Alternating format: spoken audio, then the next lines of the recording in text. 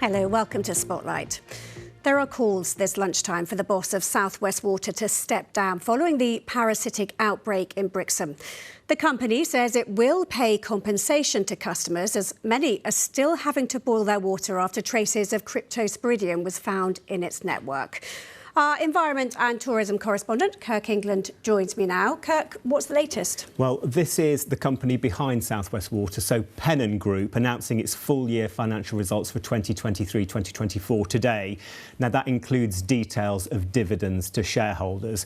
And, of course, all of this comes at a time, Anna, when 2,500 households in Brixham are still being advised to boil their water after part of the network was contaminated with the parasite cryptosporidium.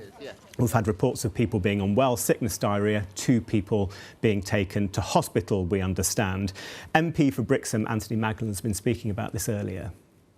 This morning I've already called either that they suspend the dividend offering, which can be done, or that the CEO, Susan Davies, steps down.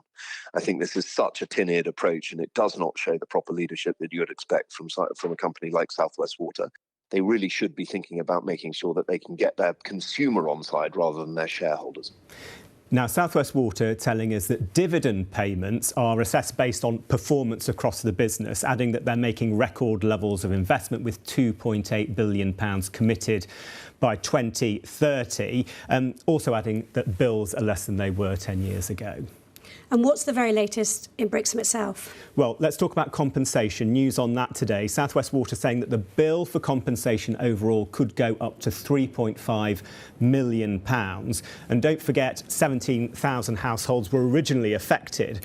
Drop-in sessions being held for those still affected now by that boil water notice. The investigation into the cause or potential cause of this continues. The company believes that it could be because of a damaged valve in a field, that's how the parasite could have entered the network. South West Water saying it's working round the clock to try and sort it all out. Thank you, Kirk.